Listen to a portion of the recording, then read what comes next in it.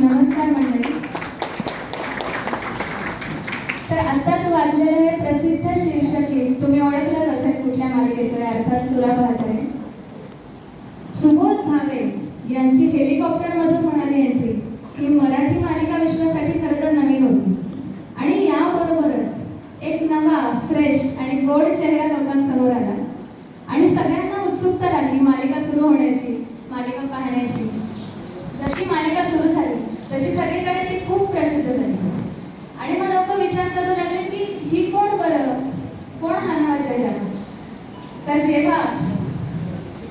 जेव्हा लोकांना कळलं की हा नवा चेहरा म्हणजेच मराठी मनोरंजन विश्वात अवतरलेला हा नवा चेहरा आहे गायत्री दातार यांचा, तेव्हा आम्हा सर्व दातारांना तर अत्यंत आनंद झालाच आणि त्याचसोबत मराठी विश्वात सुद्धा एक खूप छान अभिनेत्री आपल्याला मिळाली.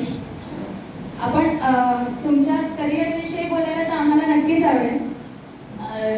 एक मिनिट, तू सुरू करण्याच्या आधी थँक्यू सो मच मला इथे बोलवल्याबद्दल. खरं तर आता इथे जे सगळे बसले होते त्या स्टेजवर बसण्या एवढी मी ना वयाने ना कार्याने मोठी आहे असं मला वाटत नाही, पण हा मान आहे माझा, तुम्ही मला इथे बसून देताय आणि माझी मुलाखत घेताय.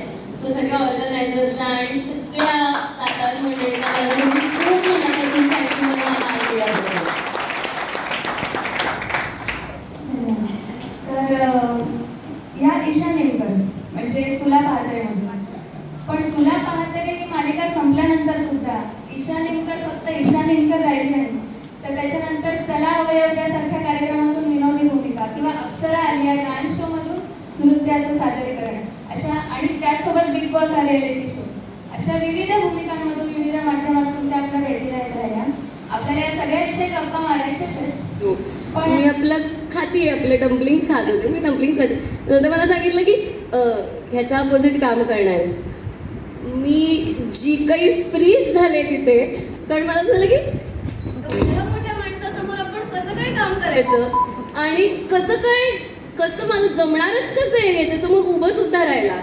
मी एकही शब्द बोलले नाही त्याच्या पुढे त्या मीटिंग मध्ये, ना त्याच्याशी ना दुसऱ्या कोणाशी मी काही बोलले नाही. माझ्या डोक्यात फक्त असं ते मूवीज मध्ये आणि सिरियल मध्ये जे फ्लॅशबॅक जातात ना, तसे माझ्या डोक्यात असे फ्लॅशबॅक जात होते. मी चौथीत बोलले होते वगैरे असे, एवढंच चाललं होतं.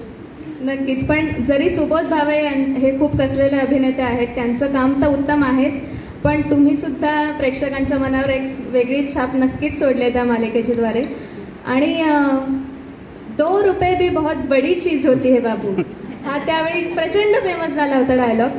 तर हा डायलॉग तुम्हाला सुचला होता की लेखकांचा होता, किंवा कसं झालं त्याच्या मागचं? नाही, तो लेखकांनीच लिहिलेला, पण तो आय गेस ह्याच्यामुळे फेमस झाला कारण मी तशी चिंगू आहे, त्याच्यामुळे मी 2 रुपये नाही सोडत. म्हणजे मला असं होतं की मीच का दरवेळेस रिक्षावाल्याकडून 2 रुपये सोडायचे, तू सोड मग 2 रुपये, मी नाही देणार 2 रुपये.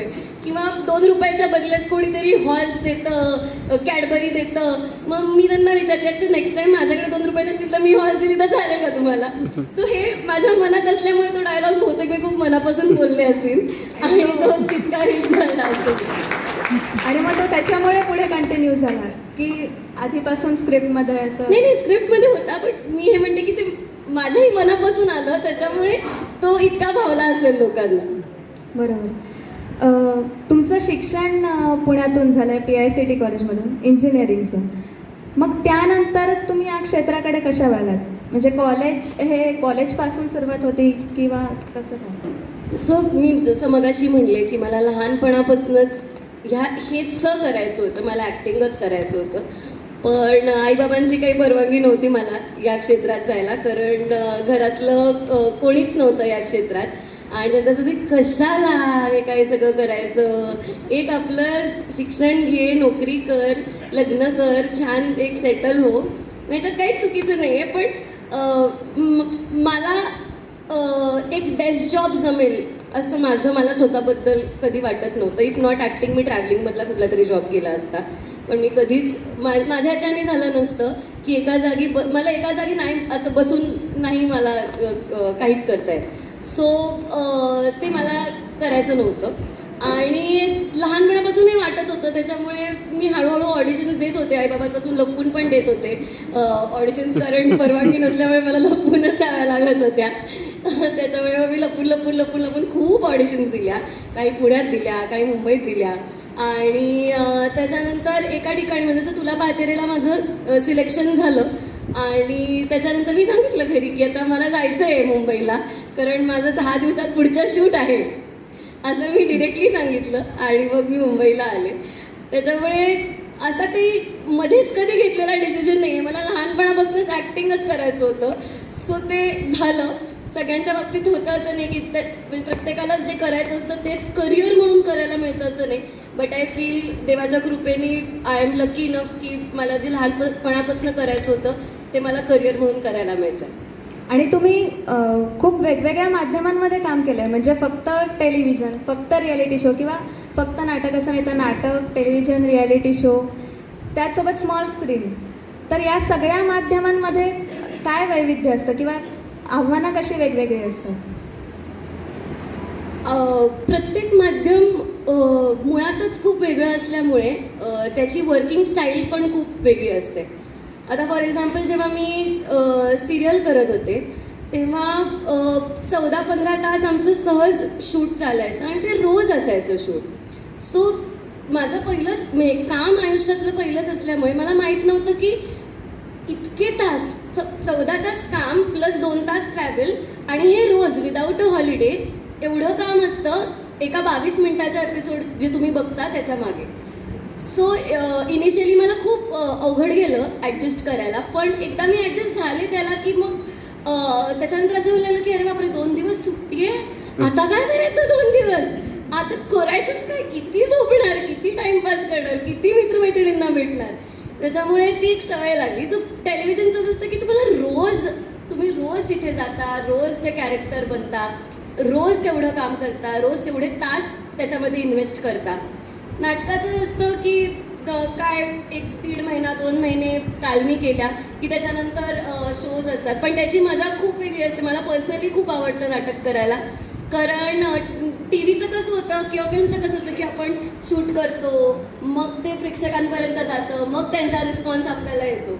पण नाटकाची मजाच वेगळी असते, कारण आपण स्टेजवर असतो आणि आवडलं तरी समोरून रिस्पॉन्स असतो, नाही आवडलं तरी लगेच समोरून रिस्पॉन्स असतो.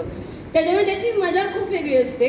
आणि त्यातून मी बालनाट्य करत होते, त्याच्यामुळे एवढी छोटी छोटी मुलं जेव्हा स्टेजवर येऊन नाचतात आपल्याबरोबर, जेव्हा अशी मध्ये ऑडिटोरियममध्ये येऊन फुल मजा करत असतात त्यांची आपल्यामुळे, ते बघायला खूप छान वाटतं. आणि म्हणून मला सगळीच माध्यमं आवडतात, पण ते माध्यम जास्त आनंद देणारं वाटतं मला.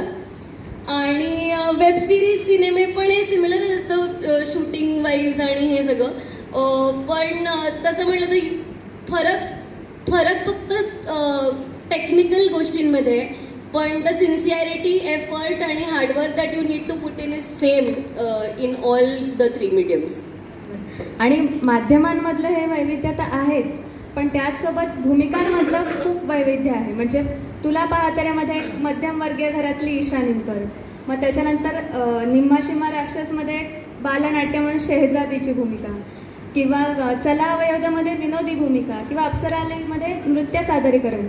तर या भूमिकांमधलं वैविध्य तुम्ही कसं राखलं आणि तुमचा त्यामागचा काय विचार आहे व्हर्सेटिलिटी? सो माझा पहिल्यापासूनच हे होतं की मला आत्ता सिन्स मी लहान वयात सुरुवात केली, मी 22व्या वर्षी माझी पहिली मालिका चालू केली, तर मला अजून स्कोप आहे आणि होता की मी एक्सप्लोअर करू शकते. आणि आय वॉन्ट टू सी की आता मी ॲक्टिंग करते तर मला ह्याच्यातलं नक्की कुठला पैलू जास्त आवडतोय, कुठला भाग जास्त आवडतोय. सो मला एकानंतर एक म्हणजे मालिका केली तर मालिका, फिल्म्स केल्या तर फिल्म्स, आणि एकाच भाषेतल्या. मला हे सुरुवातीपासूनच नव्हतं करायचं, मला वेगवेगळ्या गोष्टी ट्राय करायच्या होत्या. आणि मला अर्थात झी मराठीचा खूप मोठा सपोर्ट मिळाला, कारण मी जेव्हा तुला पातेरे केलं त्याच्यानंतरची पुढची 3-4 कामं सुद्धा मला झी मराठीनेच दिली. आणि ती इतकी वेगवेगळ्या प्रकारची कामं दिली की मला खूप शिकायला मिळालं. की जसं की तुला पातेरे माझं पहिलं प्रोजेक्ट होतं आणि त्याच्यात सुद्धा इतके दिग्गज कलाकार होते ज्यांच्याकडून not only as an actor but एक माणूस म्हणून पण खूप शिकण्यासारखं होतं. चला हवा उद्या मी केलं, त्यांच्या इतकी तर बाप कॉमेडी अनेक वर्षात नवीन जे कॉमेडियन्स आहेत त्यांच्यापैकी they are the best. So त्यांच्याबरोबर काम करायला मिळणं इज अनदर गुड लक माझ्या आयुष्यातलं, की त्यांच्याकडून इतकं मी रोज शिकायचे, इतकं पॉझेस, प्रत्येक छोटी छोटी गोष्ट जी कॉमेडीसाठी लागते. आपल्याला बघताना वाटतं की अरे कॉमेडी सोपं असेल, पण comedy trust me is the hardest thing to do, कारण it takes a lot of timing. आणि जर आपल्यामुळे समोरच्याचा पंच पडला तर ते छान वाटत नाही आपल्याला, किंवा जेव्हा आपला पंच पण समोरच्यामुळे पडतो. सो हवाई उद्याचा एक्सपिरियन्स खूप वेगळा होता. त्याच्यानंतर मी युवा डान्सिंग क्वीन जो शो करत होते, खरं तर मला डान्स अजिबात येत नाही, मला फक्त गणपती डान्स येतो करता आणि नागिन डान्स थोडाफार. तर पण तुम्ही खूप सुंदर डान्स कराल. तर मला तो शो अजिबात माझी हिंमतच होत नव्हती करायची, कारण असं की बरं बाकी सगळ्या ज्या मुली होत्या त्या ट्रेंड डान्सर्स होत्या, म्हणजे कुठे टी व्हीवरती स्वतःचा आपला हे करून घ्यायची, फजिती करून घ्यायची. पण केला मी तो शो आणि त्याच्यानंतर मला असं झालं की मलाच कॉन्फिडन्स आला की अरे ज्या गोष्टीची मला इतकी भीती वाटत होती ती जमतीये मला करायला, मी उगाच घाबरत होते. म्हणजे थोडंसं जर मी शिकले याच्यातलं तर मला जमेल ही गोष्ट करायला. आणि नंतर त्याच शोमध्ये मी होस्टिंग सुद्धा केलं. अर्धा शो संपल्यानंतर त्यांनी मला होस्टिंगसाठी पुन्हा एकदा बोलवलं. सो तो होस्टिंगचाही एक वेगळा अनुभव होता. त्याच्याबरोबर नाटक झालं, वेब सिरीज केली, एक सिनेमा सुद्धा केला, ते अर्थात याच्यात या गोष्टी बाहेर. पण बिग बॉसचा जो अनुभव होता तो ह्या सगळ्यापेक्षा फार वेगळा होता, कारण तिथे तुम्ही कुठलीच भूमिका साकारत नसता, तिथे तुम्ही असता आतमध्ये आणि सगळीकडे 24 तास कॅमेरे असतात. त्याच विषयावर मला यायचं होतं. आपण बघतो की आपले दातार आज विविध क्षेत्रात खूप उच्च स्थानांवर आहेत, आणि त्यातच एक गोष्ट अजून ऍड झाली जेव्हा बिग बॉसच्या घरावर गायत्री दातार अशी पाठी लागली, आणि खूप आनंददायी गोष्ट होती आपल्यासाठी सुद्धा. तर तुम्हाला त्याचं निमंत्रण कसं आलं, किंवा ती पहिली प्रोसेस तुमची कशी सुरू झाली?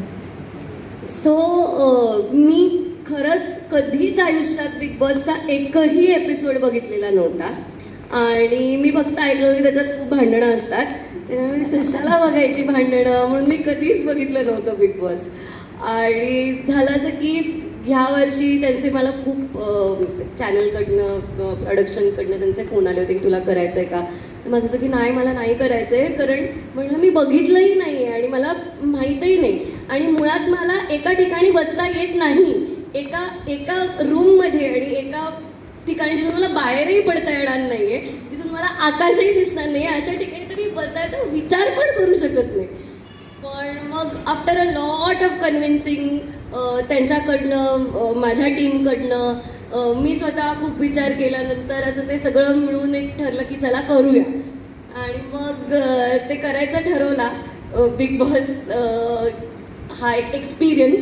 आणि खरोखर मी त्याच्यामध्ये एक्सपिरियन्ससाठीच गेले होते की काय असतं, म्हणजे मी करू शकते का, do I have it in me, की मी एवढं ऐकून घेऊ शकते का लोकांचं, मी भांडू शकते का त्यांच्याशी, मी कशी असते.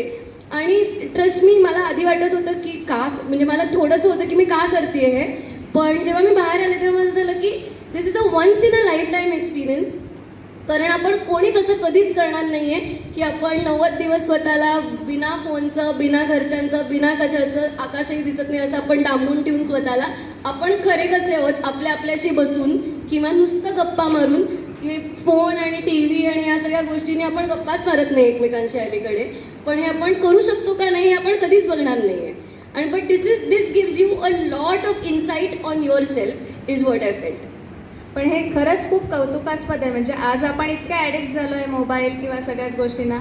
जवळजवळ 90 दिवस संपूर्ण 84 दिवस सगळ्या, म्हणजे कोणाशी संपर्क नाही किंवा वेगळं काही मनोरंजनाचं असं माध्यम नाही, अशा वातावरणात तिथे अनोळखी लोकांसोबत 84 दिवस काढणं ही खरंच खूप चांगली गोष्ट आहे.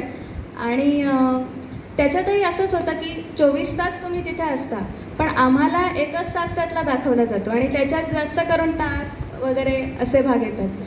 पण त्या व्यतिरिक्त तुम्ही कसा घरात वेळ घालवता, म्हणजे तुम्ही कसे एकमेकांशी गप्पा मारता किंवा गाणी म्हणता किंवा कसं असतं आतमध्ये? सो 24 झोपत नाही, रात्री सगळे गप्पा मारत बसतात आणि दिवसा झोपायला अलाउड नसतं का घरात, लगेच कोंबडा वाजतो, कुत्रं भुंकतं, काही अलाउड नसतं करायला तिथे, दुपारचं झोपायला अलाउड नसतं. त्याच्यामुळे मला तर खूप आवडते दुपारची झोप. म्हणजे अतिशय प्रिय गोष्ट आहे माझी दुपारी 1 ते 4 किंवा 1 ते 2 तरी जेवल्यानंतर झोपणं. अर्धा तास 1 तास तरी मला खूप आवडतं झोपायला. पण मला त्याच्यामध्ये सुरुवातीला ही गोष्ट सगळ्यात जास्त डिफिकल्ट गेली. Coming back to your question, की दिवसभर मग आम्ही, हे तुम्हाला दाखवलं नाही, पण आम्ही खूप खेळायचो, अंताक्षरी खेळायचो, वेगवेगळ्या म्हणजे गाड्यांच्या नावांच्या भेंड्या, शहरांच्या नावांच्या भेंड्या. मग लहानपणी आपण ते नेम प्लेस ॲनिमल थिंग खेळायचो, ते खेळायचो तोंडी. त्याच्यानंतर दमशरास, त्याच्यानंतर पकडापकडी, डब्बा ऐसपैस, हे सगळं त्या घरात खेळायचो आम्ही. लप्पाछप्पी सगळं त्या घरात खेळायचो. फक्त हे तुम्हाला दाखवलं नाही, कारण एका पॉईंट नंतर काय होतं ना, की गप्पा पण संपून जातात. आता काय किती गप्पा मारणार, आणि सगळीकडे कॅमेरे आहेत, त्याच्यामुळे किती गप्पा मारणार कॅमेऱ्यांसमोर आपण, असं पण होतं. आणि त्याच्यानंतर असं होतं की गेम्स खेळूनही कंटाळा यायचा, की किती हँड क्रिकेट खेळणार. मी तर खूप खेळायचे हँड क्रिकेट, किती हँड क्रिकेट खेळणार. सो एका पॉईंट नंतर मग सगळे आपापल्या कोपऱ्यात जाऊन शांत बसून काय दोघंच काहीतरी बोलतायत किंवा नुसतेच बसलेत एकमेकांसमोर, एवढंच चालू असायचं. पण असं मी मध्ये मध्ये खेळायचो, असं काही तसं नाही.